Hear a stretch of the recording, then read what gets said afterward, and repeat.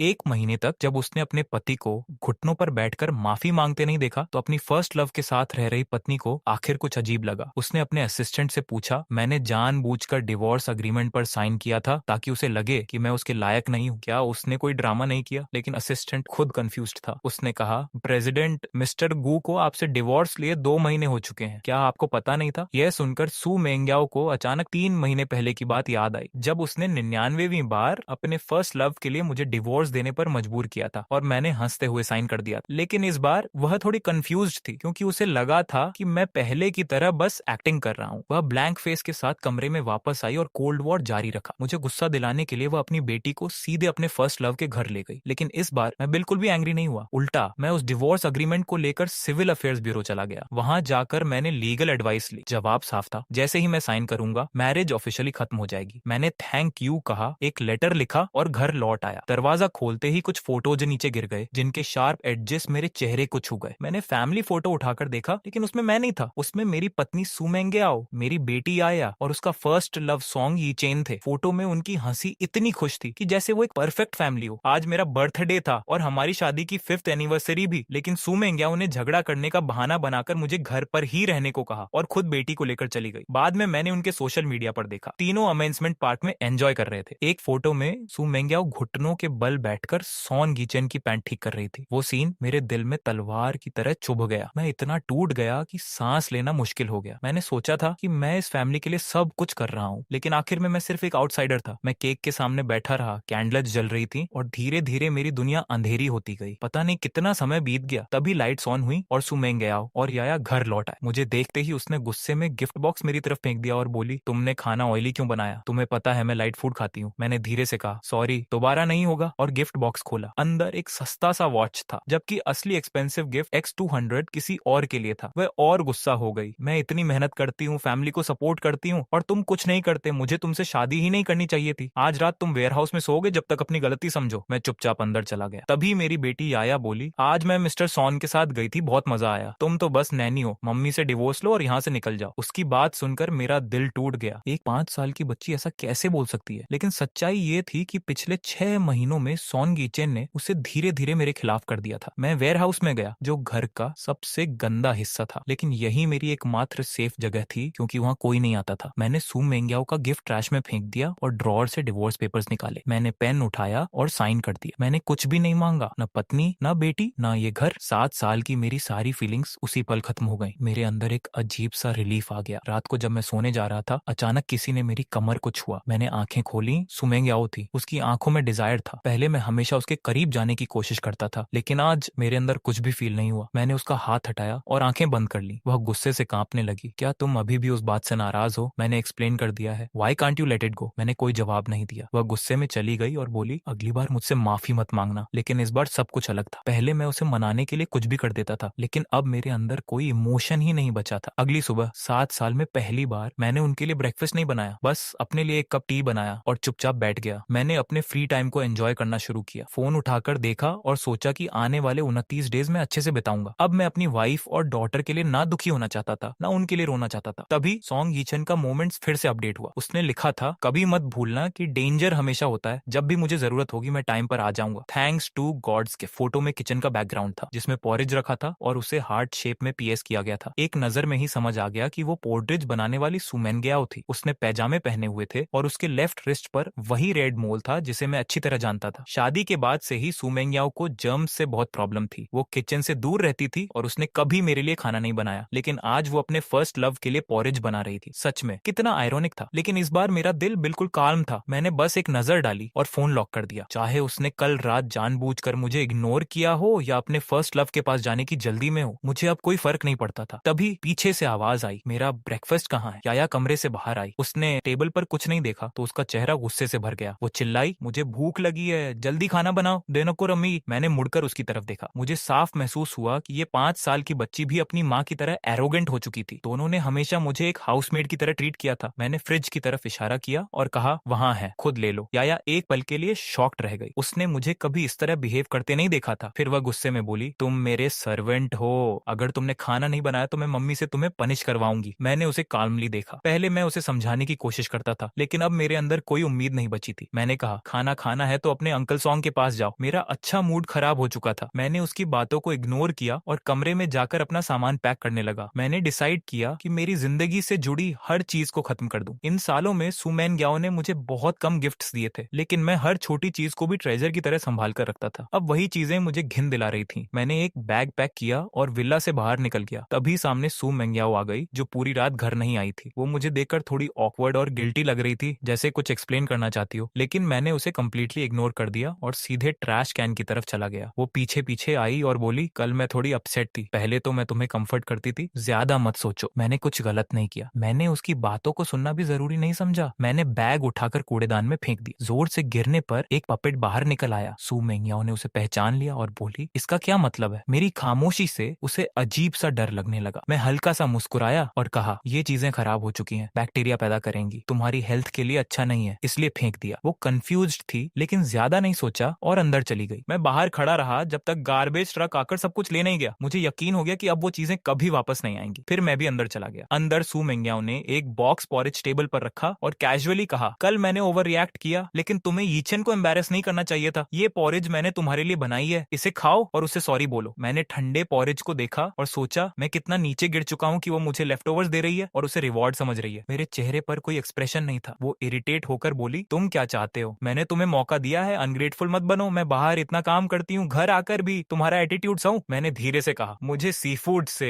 Allergy है। वो एक पल के लिए रुक गई, जैसे उसे याद आया हो, लेकिन फिर बोली, इतनी सी एलर्जी से तुम मरोगे नहीं, इतने नखरे क्यों? फिर गुस्से में उसने पॉरेज उठाया और जबरदस्ती मेरे मुंह में डाल दिया। मुझे उम्मीद नहीं थी कि वो इतना एक्सट्रीम कदम उठाएगी। मैंने कुछ घूंट निगल लिए और तुरंत उल्टी करने लगा। मुझे सांस लेने में दिक्कत होने लगी, गले में पानी भरने लगा और शरीर पर लाल रैशेज निकल आए। मैं जमीन पर गिर गया, तड़पता हुआ। लेकिन सू मेंग्याओ ने मुझे देखकर कहा, ड्रामा बंद करो, तुम रोज ये ट्रिक्स करते हो। क्या तुम खुद को यीचेन जैसा हैंडसम समझते हो? तुम अब बस एक बेकार इंसान हो। याया भी पास आई और मुझे लात मारते हुए हंसने लगी। मम्मी, अंकल सॉन्ग का बदला लो। सू मेंग्याओ ने कहा, घर पर रहकर अपनी गलती सोचो, अगली बार मैं इतनी सॉफ्ट नहीं रहूंगी। और वो अपनी बेटी को लेकर चली गई, बिना पीछे देखे। पूरा विला शांत हो गया। बाहर हवा की आवाज गूंज रही थी। मैं सांस के लिए स्ट्रगल कर रहा था। अपनी आखिरी ताकत से मैंने खुद को संभालने की कोशिश की, लेकिन 10 मिनट बाद मैं बेहोश हो गया। जब मेरी आंख खुली, मैं हॉस्पिटल के वार्ड में था। मैंने दवाइयों की स्मेल महसूस की और समझ गया कि मैं बच गया हूँ। लेकिन सू मेंग्याओ का वो कोल्ड बिहेवियर याद आते ही दिल फिर भारी हो गया। मैं मरने के लिए वहीं पड़ा था और वो बिना देखे चली गई। ये सोचकर भी दर्द होता था, लेकिन अब सिर्फ 28 डेज बाकी थे। मैं पूरी तरह रिकवर होकर ऐसी जगह जाऊंगा जहाँ कोई टॉक्सिक वुमन ना हो, जहाँ सामने सी हो और लाइफ पीसफुल हो। मैं हॉस्पिटल में 3 दिन रहा। इन 3 दिनों में सू मेंग्याओ का एक भी कॉल नहीं आया, लेकिन इस बार मुझे दुख नहीं हुआ, बल्कि मैं हल्का और आजाद महसूस कर रहा था, क्योंकि अब मुझे उस दिलहीन माँ बेटी की सेवा नहीं करनी। अब मुझे उस घिनौनी फैमिली को देखने की जरूरत नहीं थी। और सच कहूं तो ये एहसास अच्छा लग रहा था। डॉक्टर ने कहा कि अब मैं हॉस्पिटल से डिस्चार्ज हो सकता हूँ, लेकिन मैंने खुद को कंट्रोल करते हुए प्रैक्टिस जारी रखी। अगर मैं 20 डेज और हॉस्पिटल में रुक जाऊं तो मैं इस सिटी को हमेशा के लिए छोड़ सकता हूँ। जब मैं विला वापस आया तो वहां का हाल देखकर शॉक्ड रह गया। फर्श पर गिरा हुआ दूध सड़ चुका था, हवा में बदबू भरी हुई थी और मेरे खून के दाग काले पड़ चुके थे। साफ था कि कई दिनों से यहाँ कोई नहीं आया था। सू मेंग्याओ अपनी बेटी को लेकर अपने फर्स्ट लव के साथ बाहर गई हुई थी। तभी समझ आया कि उसने इतने दिनों तक मुझसे कांटेक्ट क्यों नहीं किया। वो जानबूझकर मुझे इग्नोर कर रही थी। पहले भी जब मैं उसकी बात नहीं मानता था तो वो ऐसे ही गायब हो जाती थी और मुझे मजबूर करती थी कि मैं घुटनों पर आकर माफी मांगू। लेकिन इस बार सब अलग था। मुझे वो मोमेंट याद आया जब उसने मुझे सी फूड पॉरेज खिलाया था और उसका कोल्ड चेहरा मेरी आंखों के सामने घूम गया। मुझे यकीन ही नहीं हुआ कि कोई इंसान इतना अगली दिल का भी हो सकता है। तभी सॉन्ग यीचेन का मोमेंट्स फिर से अपडेट हुआ। इस बार फोटो में वो तीनों सी के किनारे हाथ पकड़कर चल रहे थे। पहले होता तो मैं जल जाता, लेकिन अब मेरे दिल में कुछ भी फील नहीं हुआ। सच तो ये था कि वो तीनों एक परफेक्ट फैमिली लग रहे थे। मैंने सोचा मेरे चले जाने के बाद शायद सब बेहतर हो जाएगा और मैं खुद को दूर रखकर किसी को हर्ट नहीं करूंगा। फोन लॉक करते ही मुझे एक रिकॉर्डिंग मिली। उसमें सॉन्ग यीचेन की आवाज थी, याया तुम बीच पर अंकल के साथ आई हो, अगर तुम्हारे फादर को पता चला तो क्या वो एंग्री होंगे? याया हंसते हुए बोली, वो तो एक अगली नैनी है, उसे कोई हक नहीं कि वो मुझे कंट्रोल करे। मेरे स्कूल के दोस्तों के फादर्स हैंडसम है, लेकिन मेरा फादर तो एक क्रिपल है, मुझे शर्म आती है। उसकी आवाज में नफरत साफ सुनाई दे रही थी। सॉन्ग यीचेन ने फिर पूछा, तुम्हें अंकल ज्यादा पसंद है या फादर? याया एक्साइटेड होकर बोली, मुझे तो अंकल सॉन्ग ही पसंद है। मैं चाहती हूँ कि मेरे फादर जल्दी डिवोर्स ले लें और यहाँ से चले जाएं, ताकि अंकल सॉन्ग मॉम के साथ रह सके। मॉम भी आपको बहुत पसंद करती है और मैं भी। अंकल सॉन्ग, क्या आप मेरे नए फादर बनोगे? सॉन्ग यीचेन ने फेक शर्माते हुए कहा, ये ठीक नहीं है, अगर तुम्हारे फादर ने सुन लिया तो उन्हें दुख होगा। याया हंसते हुए बोली, अगर वो मर जाए तो और अच्छा होगा। पिछले साल मुझे बचाने के लिए उन्होंने अपनी टांग खो दी थी, काश वो उसी वक्त मर जाते। अपनी बेटी की ये ये बातें सुनकर मैं अंदर से पूरी तरह टूट गया, लेकिन हैरानी नहीं हुई। ये साफ था कि ये सब उसे सिखाया गया था। सॉन्ग यीचन का एक और मैसेज आया, मेंग्याओ और उसकी बेटी दोनों अब मेरे कंट्रोल में है, तुम्हारी यहाँ कोई जगह नहीं है, निकल जाओ। मेरा दिल पूरी तरह टूट चुका था, लेकिन इस बार मैंने कोई रिएक्शन नहीं दिया। मैं समझ चुका था कि अब ये जिंदगी मेरी नहीं रही। मैंने अपनी सारी फीलिंग्स, अपनी पहचान, सब कुछ याया को दे दिया था और बदले में मुझे सिर्फ नफरत मिली। मैंने कैलेंडर देखा, अब सिर्फ 20 डेज बचे थे। इन 20 दिनों में मैंने डिसाइड किया कि मैं सिर्फ खुद के लिए जीऊंगा। मैंने सिटी के ऑलमोस्ट सारे फेमस प्लेसेस विजिट किए, फंजू, बाइली, लियूजियांग, जानियंग, लियू होसी और युंडिंग माउंटेन जाकर सनराइज देखा। लियूजियांग नदी में बोट पर खड़े होकर नेचर का मजा लिया। तभी मुझे एहसास हुआ कि जो जिंदगी मैं अब तक जी रहा था वो जिंदगी नहीं थी, वो सिर्फ स्लेवरी थी। मैं अपनी लाइफ का कंट्रोल खुद नहीं कर पा रहा था, ना टाइम का, ना अपने डिसीजंस का। युंडिंग माउंटेन से लौटने के बाद मैंने एक हाई एंड रेस्टोरेंट चुना जो लेक साइड पर था। शादी के इतने सालों में सुमेनग्याओ ने कभी मुझे कहीं बाहर नहीं ले जाया। मैं हमेशा पैसे बचाता रहा, उसके लिए सैक्रिफाइस करता रहा। आज पहली बार मैंने खुद के लिए बेस्ट विंडो सीट चुनी, लेक व्यू एंजॉय किया, डिलिशियस फूड खाया और लगा कि यही असली लाइफ है। लेकिन ये फीलिंग ज्यादा देर नहीं टिक सकी, क्योंकि तभी रेस्टोरेंट में सू मेंग्याओ, सॉन्ग यीचन और याया अंदर आए। उनकी एंट्री से सबका अटेंशन उनकी तरफ चला गया। सॉन्ग यीचन हैंडसम था, याया क्यूट थी और सू मेंग्याओ कॉन्फिडेंट दिख रही थी। उनके कुछ जान पहचान वाले लोग भी वहां थे जो मजाक में बोले, मिस्टर सू, आपका हस्बैंड तो बहुत हैंडसम है, आप उसे बाहर क्यों नहीं लाती? सू मेंग्याओ थोड़ा शर्माई और सॉन्ग यीचन की तरफ देखा, लेकिन कुछ डिनाई नहीं किया। सॉन्ग यीचन सबके साथ कंफर्टेबली बात कर रहा था, जैसे वो ही उसका असली पार्टनर हो। मैं दूर बैठकर ये सब काल्मली देख रहा था। मेरे अंदर कोई इमोशन नहीं था। मैंने बस वाइन का ग्लास उठाया और धीरे धीरे घुमाने लगा। फिर अचानक सॉन्ग यीचन की नजर मुझ पर पड़ी। उसकी आंखों में चमक आ गई। वो सू मेंग्याओ के करीब आकर बोला, इन दिनों तुम्हारी वजह से सब आसान हो गया। Thank you. सू मेंग्याओ सॉफ्टली बोली, यीचन ऐसा मत कहो, हम इतने फॉर्मल क्यों हो रहे हैं? सॉन्ग यीचन ने जानबूझकर डिस्टेंस कम किया और उसके बहुत करीब आ गया। सू मेंग्याओ की हार्ट बीट तेज हो गई। तभी उनके दोस्तों ने चिल्लाना शुरू किया, किस किस। याया भी क्लैप्स करते हुए बोली, मॉम जल्दी करो। सू मेंग्याओ ने एक बार सॉन्ग यीचन को देखा, जैसे उसे रोकना चाहती हो, लेकिन अगले ही पल सॉन्ग यीचन ने उसे किस कर लिया। शुरुआत में वो थोड़ा हेजिटेट हुई, लेकिन धीरे धीरे वो भी उस मोमेंट में खो गई। पूरा रेस्टोरेंट चीयर्स से गूंज उठा। सब खुश थे, सिर्फ मैं अकेला था जो चुपचाप ये सब देख रहा। मेरे दिल में अब कोई दर्द नहीं था, कोई गुस्सा नहीं था। सू मेंग्याओ के चेहरे पर जो खुशी थी वो मैंने कभी अपने लिए नहीं देखी थी। तब मुझे समझ आया, वो कोल्ड नहीं थी, बस उसके लिए सही इंसान मैं कभी था ही नहीं। वो सॉन्ग यीचन के सामने बहुत जेंटल और सॉफ्ट थी। दोनों के बीच क्लियरली प्यार था, और सच कहूं तो ये एक अच्छी बात होनी चाहिए थी। लेकिन जब मैंने खुद के बारे में सोचा कि मैं अभी भी इस मैरिज को लेकर सोच रहा हूँ, तो मुझे ये सब बहुत पॉइंटलेस लगा। मैं क्वाइटली उठा और रेस्टोरेंट से बाहर निकल गया। मुझे लगा था कि सू मेंग्याओ खुद आकर डिवोर्स की बात करेगी, लेकिन जैसे ही उसने मुझे जाते हुए देखा, उसके चेहरे पर शॉक आ गया। शायद उसे उम्मीद नहीं थी कि मैं वहां मिल जाऊंगा। उसने हल्का सा फ्राउन किया। सॉन्ग यीचन ने उसका रिएक्शन नोटिस किया। उसे लगा कि सू मेंग्याओ अभी भी मेरी परवाह करती है, जिससे वो अंदर से इरिटेट हो गया। उसने तुरंत एक्टिंग करते हुए कहा, सॉरी, तुम इतनी चार्मिंग हो कि मैं खुद को रोक नहीं पाया। शायद किसी ने हमें देखा और मिसअंडरस्टैंड कर लिया होगा। मैं जाकर उसे एक्सप्लेन कर देता हूँ। सू मेंग्याओ का चेहरा सख्त हो गया। उसने कहा, वो हमेशा जेलास रहता है, घर पर रहकर सेल्फ रिफ्लेक्ट करने के बजाय यहाँ आ गया। उसे जो सोचना है सोचने दो। मैंने ये सब सुन लिया, लेकिन मेरे अंदर कोई रिएक्शन नहीं आया। तभी सू मेंग्याओ ने मुझे वीचैट पर मैसेज किया, तुम कहाँ हो? सॉन्ग यीचन बाहर से काम दिख रहा था, लेकिन उसके अंदर गुस्सा साफ था। सू मेंग्याओ बार बार फोन देख रही थी, जैसे मेरे रिप्लाई का इंतजार कर रही हो। पार्टी जल्दी खत्म हो गई। सॉन्ग यीचन ने उसे मूवी के लिए इनवाइट किया, लेकिन सू मेंग्याओ ने मना कर दिया और जल्दी जल्दी घर लौट आई। मैं पहले ही घर पहुंच चुका था और सोफा पर बैठकर पानी पी रहा था। जैसे ही वो अंदर आई, हमारी नजरें मिली। उसने डीप ब्रेथ ली, जैसे कुछ कहना चाहती हो, लेकिन मेरी काल्मनेस देखकर रुक गई। उसे ये अजीब लग रहा था कि मैं कुछ पूछ नहीं रहा हूँ। वो क्लियरली अनकंफर्टेबल थी और जल्दी से टॉपिक चेंज करके बैग से एक गिफ्ट बॉक्स निकालकर सोफा पर फेंक दिया। वो बोली, अगर तुम नहीं होते तो यीचन डिप्रेशन में नहीं जाता, मुझे उसके साथ ट्रिप पर नहीं जाना पड़ता, तुमने उससे अपॉलॉजी भी नहीं मांगी, उल्टा रेस्टोरेंट में उसका पीछा करने पहुंच गए। ये बहुत डिस्गस्टिंग है। मैंने गिफ्ट की तरफ देखा भी नहीं, बस उसके चेहरे को देखता रहा और सोचा, ये डिवोर्स कब होगा? मुझे जल्दी से यहाँ से निकलना है। लेकिन सू मेंग्याओ ने रेस्टोरेंट वाली बात को इग्नोर करके सारा ब्लेम मुझ पर डाल दिया। मुझे अंदर से साय आया, लगता है मुझे अभी और 20 डेज वेट करना पड़ेगा। वो भी नोटिस कर रही थी कि इस बार मैं पहले जैसा रिएक्ट नहीं कर रहा। पहले जब भी वो गुस्सा होती थी, मैं पैनिक कर जाता था और तुरंत कॉम्प्रोमाइज कर लेता था, लेकिन आज मैं उसके सामने होते हुए भी जैसे बहुत दूर था। ये फीलिंग उसे पसंद नहीं आई। वो इरिटेट होकर बोली, मैंने कितनी बार कहा है कि यीचन और मैं सिर्फ फ्रेंड्स हैं, तुम क्यों नहीं समझते? खुद को इम्प्रूव क्यों नहीं करते? मैं हल्का सा मुस्कुराया और कहा, तुम सही कह रही हो, मुझे खुद को इम्प्रूव करना चाहिए। ये सुनकर वो स्टन्ड रह गई। उसे लगा था कि मैं जेलस होकर आर्ग्यू करूंगा, लेकिन जब मैंने ऐसा नहीं किया तो वो और ज्यादा एंग्री हो गई। उसने टेबल पर रखी चीजें गुस्से में गिरा दी। मैं बस चुपचाप देखता रहा। मैंने उसे रोका कभी नहीं। वो दांत भींचकर बोली, क्या तुम अपना चेहरा दिखाना बंद कर सकते हो? मैं बाहर इतना काम करके थक जाती हूँ और घर आकर तुम्हारा फेस देखना पड़ता है। अगर मैं ना होती तो तुम कहीं के नहीं रहते। मेरी बेटी की वजह से तुम्हें यहाँ रहने दिया है, वरना कब का निकाल देती। मैंने उसकी हर बात सुनी लेकिन कोई जवाब नहीं दिया। अब मेरे अंदर आर्ग्यू करने की भी एनर्जी नहीं बची थी। वो बोली, तुम यीचन से अपॉलॉजी जरूर मांगोगे, वरना जिंदगी भर वेयर हाउस में ही रहोगे। पता है तुम अभी कैसे दिखते हो, एक सेवर के रैट की तरह। इतना कहकर वो गुस्से में ऊपर चली गई। सीढ़ियों पर याया खड़ी थी। उसने मुझे घूरते हुए कहा, तुम बहुत बैड हो। तुमने मॉम और अंकल को अपसेट किया। अभी तक घर में क्यों हो? जल्दी डिवोर्स लेकर निकल जाओ। मुझे अंकल सॉन्ग को फादर बनाना है। मैंने उसकी आंखों में देखा और हल्का सा मुस्कुराया। चिंता मत करो, जल्द ही अंकल सॉन्ग तुम्हारे फादर बन जाएंगे। मैं वेयरहाउस में चला गया। अब सच में जाने का टाइम आ गया था। कुछ देर बाद याया दरवाजा खटखटाने लगी और बोली, मुझे मिल्क गर्म करके दो। मैंने आंखें बंद करके कहा, अपने अंकल सॉन्ग के पास जाओ। वो गुस्से में दरवाजा पीटने लगी और मुझे गालियां देने लगी, लेकिन अब मुझे कोई फर्क नहीं पड़ रहा था। मैं अब फ्री था, बस जितनी जल्दी हो सके इस जगह से निकलना चाहता था। ये घर अब एक ऐसा प्लेस बन चुका था जहाँ कोई वार्मथ नहीं थी। मैंने छोटी सी खिड़की से बाहर रात का आसमान देखा और मेरा मन कहीं दूर उड़ने लगा। मुझे अपना पुराना घर याद आने लगा। अगले कुछ दिनों तक सुमैन गया अपनी बेटी के साथ गायब रही। बिना सोचे ही समझ आ गया कि वो सॉन्ग यीचन के पास है। वो जानबूझकर ऐसा कर रही थी ताकि मुझे हर्ट कर सके। जाने से पहले उसने वार्निंग दी थी, अगर तुम नहीं आए और यीचन से माफी नहीं मांगी तो मैं कभी घर वापस नहीं आऊंगी। मैं ऑलमोस्ट बोल ही पड़ा था, मत आना कभी, लेकिन मैंने खुद को रोक लिया। अब डिवोर्स पीरियड खत्म होने वाला था। मैं कोई अननेसेसरी ड्रामा नहीं चाहता था। मैंने घर साफ किया, यार्ड में लेटकर सनबाथ लिया और अपने डेज पीसफुली बिताने लगा। एक रात सॉन्ग यीचन ने मुझे एक वीडियो भेजा। मेरे ही घर में वो तीनों फैमिली ड्रेस पहनकर एक साथ सो रहे थे, या बीच में थी, और दोनों उसे हग किए हुए थे। उनके चेहरे पर प्योर हैप्पीनेस थी। सॉन्ग यीचन बार बार ऐसे वीडियोस भेजकर मुझे प्रोवोक कर रहा था ताकि मैं खुद ही घर छोड़ दूं, लेकिन मैंने रिप्लाई नहीं किया। मैंने बस एक एक्सपेंसिव टेकआउट ऑर्डर किया और अपने तरीके से जिंदगी जीने लगा। सू मेंग्याओ को मेरा अपॉलॉजी नहीं मिला, जिससे वो और ज्यादा एंग्री होती जा रही थी। वो लगातार सॉन्ग यीचन के घर में रह रही थी और कंपनी में भी उसे प्रमोट कर रही थी। वो सोशल मीडिया पर जानबूझकर अपनी लव लाइफ शो कर रही थी और इनडायरेक्ट आंट्स मार रही थी। लेकिन अब ये सब मुझे फनी लगने लगा, क्योंकि सच तो ये था कि अभी तक हमारा डिवोर्स हुआ ही नहीं था। मैं जल्द ही उसकी विश पूरी करने वाला था। जैसे जैसे दिन बीत रहे थे, मैं सुमैनग्याओ की हर तरह की कोशिशों से कंप्लीटली इम्यून हो चुका था। यहाँ तक कि जब मेरी डॉटर को कोल्ड हुआ तब भी सुमैनग्याओ ने जानबूझकर मुझे कॉल करके कहा कि मैं दवा लेकर आऊं, लेकिन मैंने साफ मना कर दिया और बस एक ही लाइन बोली, बीमार हो तो डॉक्टर के पास जाओ। मेरे इस जवाब काटने से पहले बहुत कुछ बुरा भला कह गई, लेकिन अब मुझे फर्क नहीं पड़ता था। मैंने सोचा, जो लोग केयर नहीं करते उनके लिए अच्छा बनने से बेहतर है कि मैं खुद के लिए अच्छा बनूं। अब डिवोर्स में सिर्फ 3 दिन बाकी थे और मैं उसका इंतजार कर रहा था। इन दिनों सू मेंग्याओ और उसकी बेटी घर पर नहीं थी, इसीलिए मैं आराम से जी रहा था। ये पिछले 7 सालों का सबसे पीसफुल टाइम था। मैंने डिसाइड किया कि मैं अपनी शेयर्स भी बेच दूंगा। सू मेंग्याओ हमेशा मेरी एबिलिटी को अंडर एस्टिमेट करती थी, मुझे यूजलेस कहती थी, लेकिन उसे कभी ये याद नहीं रहा कि जब सू कंपनी ऑलमोस्ट बैंकरप्ट हो गई थी तब कौन हाई अल्कोहल पीकर क्लाइंट से डील फाइनलाइज कर रहा था। उसे ये भी याद नहीं कि मेरे पास कंपनी का 5% शेयर है, जिससे मुझे हर साल अच्छा इनकम मिलता है। अब मैं उस शेयर को बेचकर पूरी तरह उनसे रिलेशन खत्म करना चाहता था। मैं बायर ढूंढ रहा था और आज रात मैंने अपने लिए एक अच्छी वाइन ऑर्डर की। तभी बाहर फुटस्टेप्स की आवाज आई। मुझे लगा डिलीवरी आई है, लेकिन जैसे ही मैंने डोर खोला, सामने सू मेंग्याओ और याया खड़ी थी। शायद डिवोर्स का टाइम करीब आने से वो थोड़ा काल्म हो गई थी, लेकिन वो अभी भी यहाँ से जाना नहीं चाहती थी। सू मेंग्याओ पिछले 10 दिनों से बाहर थी, बस ये वेट कर रही थी कि मैं पहले की तरह झुक जाऊं। लेकिन अब मैं वैसा नहीं था। पहले मैं रोता था, माफी मांगता था, लेकिन अब मेरे अंदर सिर्फ एम्प्टीनेस थी। सू मेंग्याओ मुझे समझती थी, इसलिए उसे ये चेंज अजीब लग रहा था। उसके दिल में एक अजीब सा पैनिक था। वो मुझे हमेशा ओबीडियंट देखना चाहती थी, लेकिन अब मेरी डिस्टेंस उसे अनकंफर्टेबल कर रही थी। वो कई बार डिवोर्स की बात कर चुकी थी, लेकिन अब जब मैं सच में दूर जा रहा था तो उसे लोनलीनेस फील होने लगी। शायद ये प्यार नहीं था, बस आदत थी। जब उसने मेरे चेहरे पर डिसअपॉइंटमेंट देखा तो उसका मूड और खराब हो गया। वो सार्केस्टिकली बोली, लगता है तुम हमें वापस देखकर खुश नहीं हो, या फिर तुमने घर में किसी और औरत को रखा है। मैंने कोई जवाब नहीं दिया और मुड़कर चला गया। अब उसके साथ एक एक्स्ट्रा वर्ड बोलना भी मुझे वेस्ट ऑफ टाइम लग रहा था। सू मेंग्याओ मेरी बैक को देखती रही और उसके अंदर का कंट्रोल टूटने लगा। उसे समझ नहीं आ रहा था कि मैं अचानक इतना दूर कैसे हो गया, लेकिन अब मुझे उसकी फीलिंग से कोई मतलब नहीं था। मैं वेयर हाउस में चला गया और रात होने का इंतजार करने लगा। मुझे लगा था कि वो दोनों फिर सॉन्ग यीचन के पास चली जाएंगी, लेकिन जब मैं बाहर आया तो टेबल पर खाना रखा हुआ था। मैं थोड़ी देर के लिए स्टंट रह गया। सू मेंग्याओ किचन में बिजी थी। उसने कहा, बस एक सूप बाकी है, वो भी रेडी हो जाएगा। मैं वहीं खड़ा रहा। मेरे अंदर मिक्स फीलिंग्स थी। ये वही सीन था जिसका मैंने सालों तक सपना देखा था, एक नॉर्मल वार्म फैमिली मोमेंट। लेकिन अब बहुत देर हो चुकी थी। मैं क्वाइटली बैठ गया और सामने रखे खाने को देखने लगा, लेकिन चॉपस्टिक्स नहीं उठाई। सू मेंग्याओ ने नोटिस किया और पूछा, मेना क्या हुआ? मैंने कामली कहा, मुझे सी फूड एलर्जी है। टेबल पर हर डिश सॉन्ग यीचन की पसंद की थी, सी फूड से भरी हुई। सू मेंग्याओ को उसकी हर पसंद याद थी, लेकिन मेरी कभी नहीं। उसका चेहरा थोड़ा ऑकवर्ड हो गया। वो कुछ कहना चाहती थी लेकिन खुद को रोक लिया। शायद उसे लगा कि हाल के दिनों में उसने मेरे साथ थोड़ा हार्श बिहेवियर किया है या फिर उसे थोड़ा गिल्ट फील हुआ। इस बार उसने खाना मेरे ऊपर नहीं फेंका बल्कि सॉफ्टली सर्व करने लगी। उसने कहा, इन दिनों तुम्हारे लिए मुश्किल रहा होगा। मैं उसे पहचान ही नहीं पा रहा था। या हमें देख रही थी, जैसे उसे यकीन ही नहीं हो रहा कि उसकी मॉम एक नैनी के साथ इतना अच्छा बिहेव कर रही है। फिर सुमेंग याओ ने बैग से 2 मूवी टिकट्स निकाले और कहा, पिछली बार तुम्हारे बर्थडे पर मैं साथ नहीं थी, इस बार उसे कंपेंसेट कर लेते हैं। मैंने टिकट्स को देखा लेकिन मेरे अंदर कोई फीलिंग नहीं आई। ये सब अब मेरे लिए मीनिंगलेस था। तभी बाहर से फुटस्टेप्स की आवाज आई और अचानक सॉन्ग यीचेन अंदर आ गया। उसके हाथ में टॉयज थे। याया खुशी से दौड़ी और उसकी पीठ पर चढ़ गई। Thank you dad. ये सुनकर सु मेंग्याओ का चेहरा बदल गया। उसने जल्दी से याया को टोका लेकिन याया ने साफ कहा, मुझे अंकल सॉन्ग ही फादर चाहिए, मुझे वो गरीब नैनी पसंद नहीं है। सु मेंग्याओ गुस्से और शर्म के बीच अपनी बेटी को कमरे में ले गई। सॉन्ग यीचेन मेरी तरफ आया। उसकी नजर मूवी टिकट्स पर पड़ी और उसके चेहरे पर जेल सी साफ दिख रही थी। वो धीरे से बोला, तुम सोचते हो तुम जीत गए, अब मैं दिखाऊंगा कि मेंग्याओ किसे ज्यादा इंपॉर्टेंस देती है। मैंने उसे कामली देखा और कहा, तुम्हें फाइट करने की जरूरत नहीं, अब मुझे कोई फर्क नहीं पड़ता। वो ठंडी हंसी हंसते हुए बोला, अगर फर्क नहीं पड़ता तो तुम अभी भी यहाँ क्यों हो? सच ये है कि तुम सब कुछ खोना नहीं चाहते। फिर वो पास आकर बोला, पिछली बार सी फूड पॉरेज मैंने ही जानबूझकर भेजा था और तुम्हें मजबूर किया गया उसे खाने के लिए। कैसा लगा? मैं उसकी तरफ देखता रहा। मेरा दिल पूरी तरह ठंडा हो चुका था। उसे ये तक पता था कि मुझे सी फूड एलर्जी है, लेकिन सुमेनग्याओ को कभी फर्क नहीं पड़ा। थोड़ी देर बाद सुमेनग्याओ अपनी बेटी को लेकर वापस आई और सख्त आवाज में बोली, गो हुआई, मैंने याया को समझा दिया है। मैं बहुत बदसूरत लग रहा हूँ, इसलिए मैंने सोचा कपड़े बदल लेता हूँ क्योंकि बाद में मूवी देखने जाना है। तभी सॉन्ग यीचेन जल्दी जल्दी आ गया और बोला, मेंग्याओ मैं तुम्हें मूवी के लिए इनवाइट करने आया हूँ। सु मेंग्याओ थोड़ा हेजिटेट हुआ। वो डिलामा में था। उसे लग रहा था कि मेरे साथ कुछ गड़बड़ है।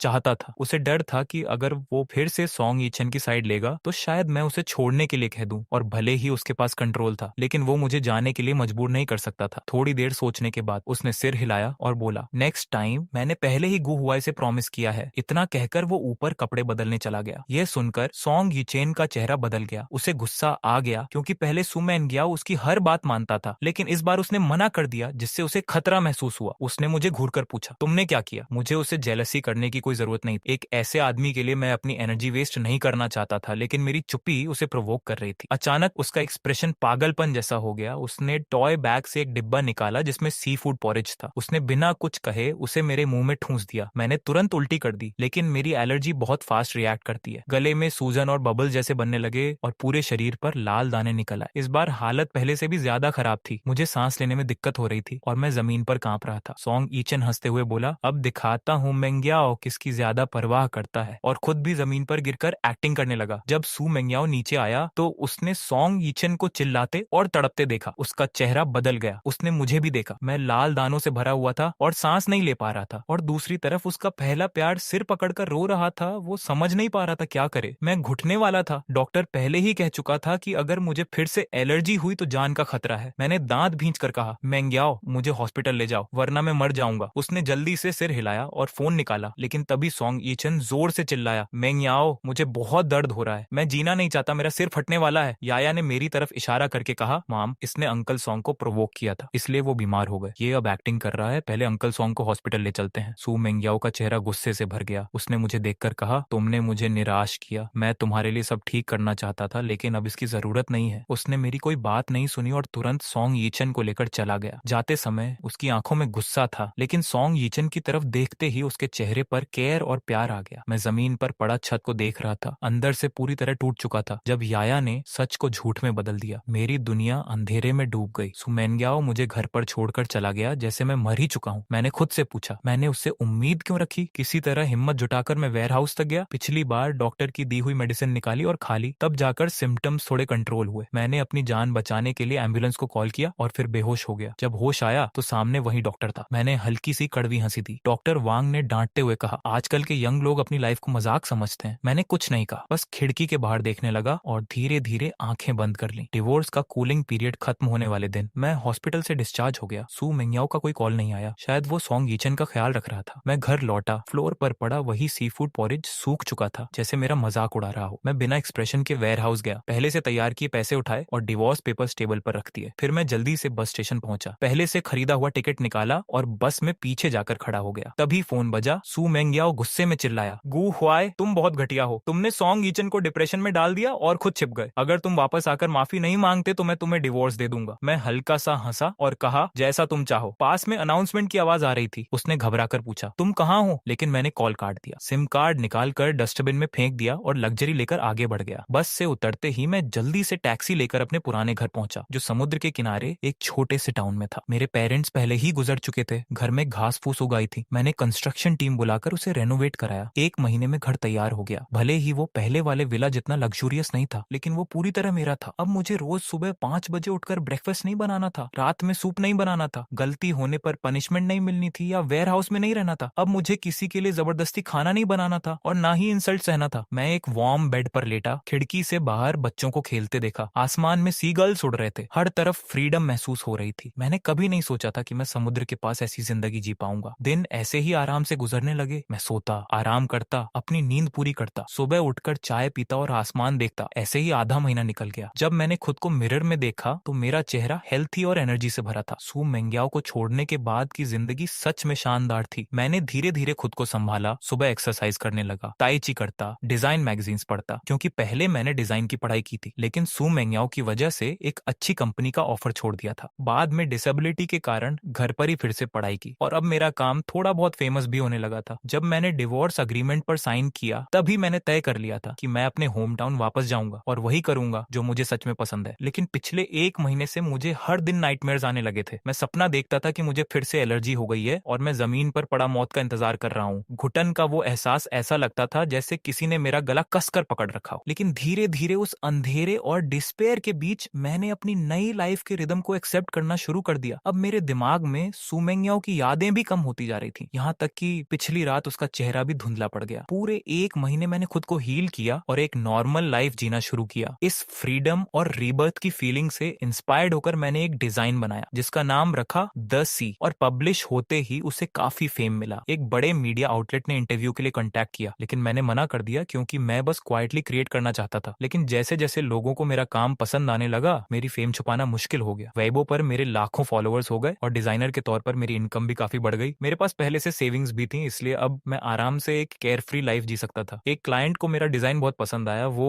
मुझसे पर्सनली मिलकर बात करना चाहता था, लेकिन मैंने पोलाइटली मना कर दिया। हालांकि उसने कई बार अप्रिशिएशन दिखाया, फिर भी वो नाराज नहीं हुआ और बोला कि फ्यूचर में कभी मिलने का मौका मिलेगा। उसी दिन की तरह मैं बीच पर गया हुआ था, तभी पुलिस स्टेशन से कॉल आया, क्या आप गुहुआए हैं? क्या आपने अपना बच्चा ढूंढ लिया? जब मैंने पुलिस स्टेशन में उस छोटी लड़की को देखा तो मैं कुछ देर के लिए स्टंट रह गया, लेकिन उसकी साफ आंखों को देखकर मुझे सब याद आ गया। घर लौटने के बाद सुमेंग्याओ का पूरा ध्यान सॉन गिचेन पर था। वो अक्सर अपनी बेटी को लेकर उसे मिलने जाती थी। याया को भी उसके खिलाफ ब्रेन वॉश कर दिया गया था और वो मुझसे नफरत करने लगी थी। वो मेरी कोई बात नहीं मानती थी। एक बार सड़क पर मैंने एक छोटी लड़की को फूल बेचते देखा और उसे सीधे पकड़ लिया। उस दौरान जब मैं हॉस्पिटल में था, सू मेंग्याओ अपनी बेटी को लेकर घूमने चली गई थी और मुझे अकेले ठंडे वार्ड में छोड़ दिया था। यहाँ तक कि याया ने मुझे कहा था कि मैं मर क्यों नहीं जाता ताकि उसे नया फादर मिल सके। उस समय सिर्फ वही छोटी लड़की मुझे देखने आती थी। उससे बात करने पर मुझे पता चला कि उसकी लाइफ बहुत दुखद थी। उसकी माँ एक सिंगल मदर थी और उसे लास्ट स्टेज कैंसर था। इलाज के लिए बहुत पैसे चाहिए थे, इसीलिए वो हॉस्पिटल के आसपास फूल बेचकर किसी तरह सरवाइव कर रही थी। उस लड़की का नाम अनआन था। उसने कभी अपने पिता को नहीं देखा था। एक दिन उसने मुझसे पूछा कि क्या उसके फादर उसे प्यार करते हैं। मैंने उसकी माँ की आंखों में देखा और सिर हिला दिया। तब अनआन मुस्कुराई और उसकी माँ ने कहा कि उसके फादर हेवन चले गए हैं। वो बहुत दूर जगह है, वो उसे प्यार नहीं करते ऐसा नहीं है, बस वो बहुत बिजी हैं। इसके बाद अनियन अक्सर हॉस्पिटल आने लगी। मैं खुद डिस्पेयर में था, लेकिन उसकी काइंडनेस ने मुझे धीरे धीरे हील किया। उसकी आंखों में जो उम्मीद थी वो मुझे अंदर से छू जाती थी। घर की याया के मुकाबले अनियन ज्यादा समझदार और कैरिंग थी। डिस्चार्ज होने के बाद मैं अनियन की मदद करना चाहता था, लेकिन जब मैं उसके घर गया तो पता चला उसकी माँ की मौत हो चुकी थी और अनैन कहीं गायब हो गई थी। उस समय मैं सू मेंग्याओ के साथ झगड़ों में उलझा हुआ था और उसे ढूंढ नहीं पाया। लेकिन फिर एक दिन अनैन अचानक मेरे सामने आई और मुझे डैड कहकर बुलाया। मैं खुद को रोक नहीं पाया। जब मैं उसे घर लेकर आया और उसकी उम्मीद भरी आंखों को देखा तो मैं सच बताने की हिम्मत नहीं जुटा पाया। एन बहुत मेहनती और समझदार थी। छोटी उम्र में ही वो घर के काम करने लगी थी। जमीन पर पानी गिरता तो तुरंत साफ कर देती। मैं खाना बनाता तो वो खुद स्टूल लगाकर मदद करती। एक दिन मैं उसे बीच पर ले गया। वो मेरे आगे दौड़ रही थी और बार बार मुड़कर मुझे बुला रही थी। आसमान में डूबता सूरज और समुद्र का नजारा किसी ड्रीम जैसा लग रहा था। मैंने हमेशा अपने बच्चे के साथ ऐसे मोमेंट्स इमेजिन किए थे, लेकिन याया के साथ वो कभी महसूस नहीं हुआ। वो सब एनएन के साथ पूरा हो रहा था। हम दोनों बीच पर बैठकर सनसेट देख रहे थे। ऐसा लगा जैसे समय वहीं रुक गया हो। एन ने मेरी तरफ देखकर पूछा, पूछा, क्या मैं आपको डैड बुला सकती हूँ? मेरी आंखें नम हो गईं। मैंने धीरे से सिर हिला दिया। फिर उसने पूछा, क्या आप भी हेवन चले जाओगे? मैंने उसके सिर पर हाथ रखकर मना किया। वो मेरे हाथ को कसकर पकड़कर बोली, डैड, और मैं रो पड़ा, जैसे सब दर्द बाहर आ गया हो। मैंने सब कुछ खो दिया था, लेकिन शायद भगवान ने मुझे एक नई बेटी दे दी थी। मैंने एन को अडॉप्ट करने का फैसला किया, लेकिन मुझे लगा कि एक प्रॉपर फैमिली के लिए मुझे शादी करनी पड़ेगी। तभी मुझे उस फीमेल क्लाइंट का ख्याल आया जो मुझसे मिलना चाहती थी, लेकिन तुरंत मैंने खुद को सेल्फिश कहकर डांट दिया, क्योंकि मैं अपनी हालत में किसी और को हर्ट नहीं करना चाहता था। अगले कुछ समय तक मैं अपने काम पर फोकस करता रहा और एन के साथ लाइफ एंजॉय करता रहा। मैंने एक सॉन्ग भी बनाया, लेकिन जब मैं लोगों से मिलना चाहता था तो उन्होंने मना कर दिया। फिर भी मैंने एन को अडॉप्ट करने का फैसला नहीं बदला। एक दिन मैं उसे सीसाइड लेकर गया, लेकिन जब हम वापस लौट रहे थे तो दो लोग हमारे सामने आकर खड़े हो गए। उन्हें देखकर मुझे पुराने याद आ गए। 4 महीने बाद मैंने सुमेनग्याओ और उसकी बेटी को फिर से देखा। मेरा दिल कस गया। मैं इंस्टिंक्टिवली वहां से जाना चाहता था, लेकिन एन का हाथ मेरे हाथ में था, जिसने मुझे रोक लिया। जब मैंने सुमेनग्याओ को देखा तो दिल में एक अजीब सा डर उठा, लेकिन धीरे धीरे वो भी खत्म हो गया। मैंने खुद से कहा, ये मेरा होम टाउन है, ये मेरा घर है, ये मेरी जिंदगी है। तभी सुमेनग्याओ ने गुस्से में कहा, बस हो गया तुम्हारा नाटक, सामान पैक करो और मेरे साथ घर चलो। उसकी आरोगेंट टोन सुनकर मुझे गुस्सा आ गया। मैंने उसकी तरफ देखा और कहा, सुमेनग्याओ, तुम्हें याद दिला दूं, हमें डिवोर्स हुए लगभग 5 महीने हो चुके हैं। वो बोली, मुझे पता है, तुम बस गुस्से में घर नहीं आए, तुम जेलस थे। अब मैं खुद तुम्हें लेने आई हूँ, तुम्हें फेस देने के लिए। तुम्हारा गोल पूरा हो गया, तुम्हें स्ट्रांग बनने का नाटक करने की जरूरत नहीं है। उसने मुझे बोलने का मौका ही नहीं दिया और सीधे आंगन में आकर इधर उधर देखने लगी। उसके चेहरे पर साफ गुस्सा था। उसने कहा, ये आंगन बहुत छोटा है, क्या 100 वर्ग मीटर भी है? तुम्हें बेकार के फूल पौधे लगाने और यहाँ पड़े रहने का शौक है। जब तुम वापस आओगे तो मैं तुम्हारे लिए 400 वर्ग मीटर का विला खरीद दूंगी, वहाँ जो चाहो कर लेना। अगर तुम्हें हाउस वर्क थकाऊ लगता है तो आगे बस आया और मेरा ख्याल रखना, बाकी सब नैनी कर लेगी। पहले वाला मैं होता तो उसकी ये बातें सुनकर गुस्सा आ जाता, लेकिन अब मुझे सिर्फ घिन आई। मैंने ठंडे स्वर में कहा, सुमेनग्याओ, तुम्हें इंसानों की भाषा समझ नहीं आती क्या? हमारा डिवोर्स हो चुका है, अब हमारा कोई रिश्ता नहीं है, इसीलिए अभी के अभी यहाँ से निकल जाओ। उसका चेहरा तुरंत बदल गया। वो यूं मुझे घूरने लगा। पहले थोड़ा इम्पेशेंट था, फिर भी हिम्मत करके मुझे समझाने लगा। तभी पास खड़ी आया बोली, वो अब भी उसी एटीट्यूड में थी। उसकी आवाज गुस्से और जहर से भरी थी। मेरी मॉम खुद हमें लेने आई है, अगर तुमने हमें रोका तो हम नाराज हो जाएंगे। तुम्हें मेरे घर में कदम रखने की हिम्मत नहीं होनी चाहिए। जब मैंने तुरंत जवाब नहीं दिया तो याया ठंडी हंसी हंसी और आंगन में लगे सनफ्लावर को लात मारकर कुचल दिया, जैसे कोई छोटा शैतान हो। उसकी इस हरकत से अनन डर गई। उसका शरीर कांपने लगा। मैंने तुरंत आनन को गले लगाया और उसे शांत करते हुए कहा, डर मत, पापा यहीं हैं। उसकी माँ की मौत के बाद उसे एक क्रिमिनल ने किडनैप कर लिया था, जिससे उसे गहरा ट्रॉमा हुआ था। मैंने काफी समय लगाकर उसकी थेरेपी करवाई थी, तब जाकर वो थोड़ी नॉर्मल हुई थी। तभी सुमेनग्याओ की माँ अंदर आई और हमेशा की तरह घमंडी अंदाज में खड़ी हो गई, जिससे मुझे और गुस्सा आया। याया ने देखा कि मैं किसी और बच्चे का ज्यादा ख्याल रख रहा हूँ, तो वो भड़क गई और अनन की तरफ उंगली दिखाकर जोर से चिल्लाई, ये कौन है? उसकी डरावनी आंखों से अनन फिर सहम गई। मेरा दिल ठंडा पड़ गया। मैंने सख्ती से कहा, चुप हो जाओ। याया ने मुझे कभी इतना सख्त नहीं देखा था। वो तुरंत पटाखे की तरह फट पड़ी, चेहरा लाल हो गया और अनन को मेरे हाथों से खींचने लगी, जैसे कोई पागल छोटी लेपर्ड हो। मैं जल्दी से पीछे हट गया। वो चिल्लाई, ये कौन सी बदचलन है? इसे नीचे उतारो, तुम इसे गोद में नहीं ले सकते, तुम सिर्फ मेरे हो, तुम सिर्फ मेरे लिए अच्छे रह सकते हो, किसी और के लिए नहीं। सुना तुमने? मैं चुपचाप उसकी बातें सुनता रहा। हर शब्द मेरे दिल को चाकू की तरह चीर रहा था। मैंने आंखें बंद कर ली। याया फिर से एनएन पर हमला करने दौड़ी, लेकिन इस बार मैं खुद को रोक नहीं पाया और मैंने उसे जोर से थप्पड़ मार दिया। उस आवाज से पूरा आंगन गूंज उठा। सुमेनग्याओ की माँ भी चौंक गई। सुमेनग्याओ ने मुझे देखकर कहा, गु हुआई, तुम पागल हो गए हो? वो तुम्हारी बेटी है, तुमने एक आउटसाइडर के लिए उसे मारा? याया मेरी ठंडी आंखों से डर गई और जोर जोर से रोने लगी। मैंने गहरी सांस ली, लेकिन मेरी सांसें अभी भी भारी थी। मैंने कहा, क्या तुमने कभी ऐसी बेटी देखी है जो अपने बाप को नैनी कहे? तुम लोग कायर हो। मैंने सुमेनग्याओ को जवाब देने का मौका भी नहीं दिया और आगे कहा, जिस दिन हमारा डिवोर्स हुआ उसी दिन से मैं तुम्हारे सु फैमिली का गुलाम नहीं रहा। मैं कोई कचरा नहीं हूँ जिसे तुम कंट्रोल कर सको। सुमेनग्याओ, अपनी बेटी को ठीक से संभालो। बाहर बिना मैनर्स का बच्चा जिंदा नहीं रह पाता। और आखिरी बार वार्निंग दे रहा हूँ, हमारा डिवोर्स हो चुका है। तुम किस हक से मुझे वापस आने को कह रही हो? ऐसा मत दिखाओ जैसे मैं तुम्हारे बिना जी नहीं सकता। तुम खुद जानती हो कि सु फैमिली को खड़ा करने में मेरा कितना योगदान है। अब तुरंत यहाँ से चली जाओ, वरना मैं पुलिस बुला लूंगा। सुमेनग्याओ मुझे घूरती रही, जैसे उसके दिल पर जोर का झटका लगा हो। उसकी आंखों में एक अजीब सा पैनिक था, जैसे उसे पहली बार एहसास हुआ हो कि मैं सच में उसे छोड़ चुका हूँ। वो जानती थी कि इस दुनिया में सबसे ज्यादा मैंने ही उसे प्यार किया था। 7 साल तक सब कुछ सहा था और इसी वजह से वो बेखौफ हो गई थी, क्योंकि उसे लगता था कि मैं कभी उसे छोड़कर नहीं जाऊंगा। लेकिन आज मेरी ठंडी आवाज ने हमारे बीच दूरी साफ दिखा दी। सुमेनग्याओ हमेशा से घमंडी थी, खासकर मेरे सामने, लेकिन इस वक्त उसका पूरा शरीर घबराहट में था। चेहरा फीका पड़ गया था, आवाज तेज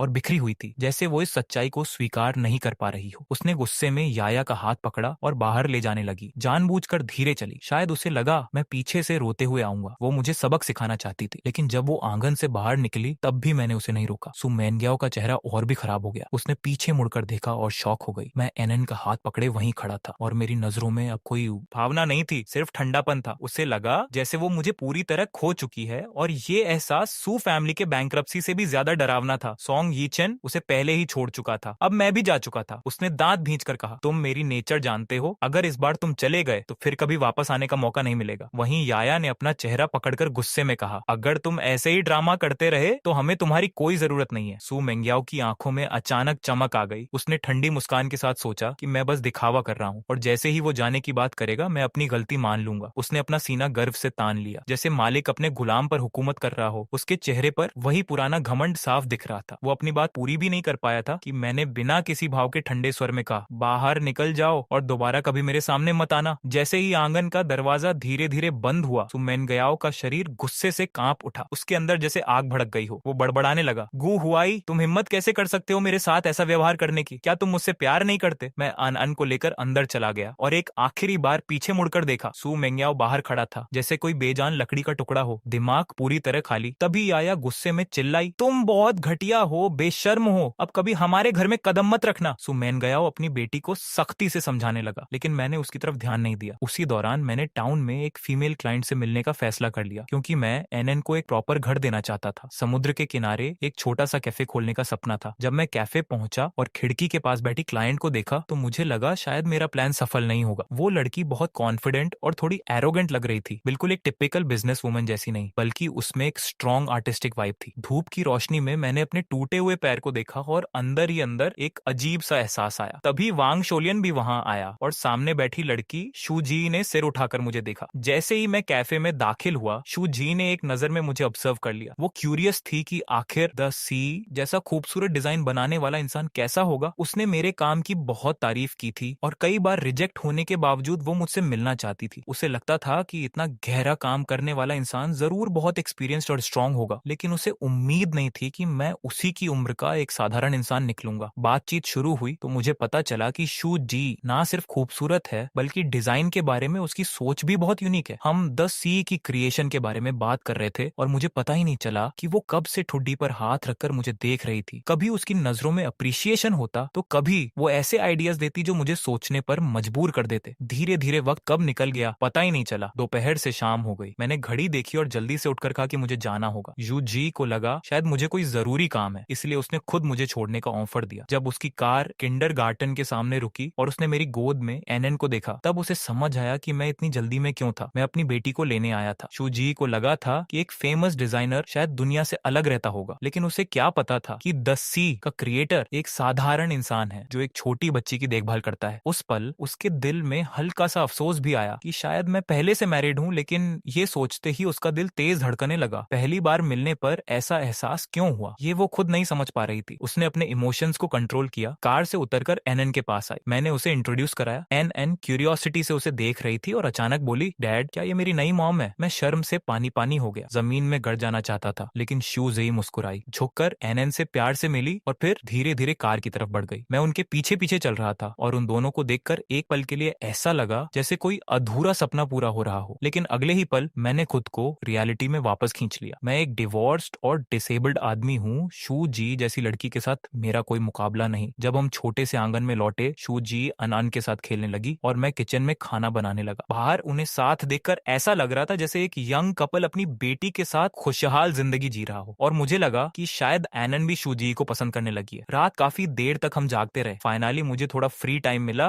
और मैंने एनन की दुख भरी कहानी उसे बताई। ये सुनकर शू जी बहुत इमोशनल हो गई और मेरे लिए उसकी रिस्पेक्ट और बढ़ गई। उसने धीरे से पूछा, अगर तुम शादी नहीं करते तो तुम एनन को लीगली अडॉप्ट नहीं कर पाओगे, फिर आगे क्या करोगे? मैंने उसकी तरफ देखा। मैं लगभग जवाब देने ही वाला था, लेकिन रुक गया। शू जी ने भी कुछ महसूस किया। उसका चेहरा हल्का सा लाल हो गया और उसने नजरें हटा ली। मैं अंदर ही अंदर खुद को डांट रहा था, हम अभी अभी मिले हैं, फिर मैं उससे ऐसी उम्मीद क्यों कर रहा हूँ? कुछ बातें हम दोनों के बीच बिना कहे ही समझ में आ गईं। समुद्र की तरफ से ठंडी हवा चल रही थी और उस हवा में शू जी के बाल लहराते हुए एक अलग ही एहसास दे रहे थे। वह बिल्कुल एक नाइट एल्फ की तरह की। हिम्मत नहीं कर पाया। मुझे डर था कि कहीं शू जी गलत समझ ना ले, इसलिए मैं जल्दी से उठकर वहां से चला गया। पीछे से शू जी मुझे भागते हुए देख रहा था और हल्का सा मुस्कुरा रहा था। अगली सुबह हम दोनों ने साथ में अनान को किंडरगार्टन छोड़ा। अनान अनन की नजरें बार बार हम दोनों पर जा रही थी, जिससे मुझे थोड़ा ऑकवर्ड फील हुआ। मैंने हल्की खांसी करके शू जी को सिग्नल देने की कोशिश की कि वह ज्यादा ओवर ना करे, लेकिन वह बिल्कुल भी नाराजा नहीं हुआ और प्यार से अनन के सिर पर हाथ फेर दिया। उसका मूड काफी अच्छा लग रहा था। घर लौटते समय माहौल थोड़ा अजीब था, क्योंकि ये कल वाले कैफे जैसा कंफर्टेबल नहीं था। शू जी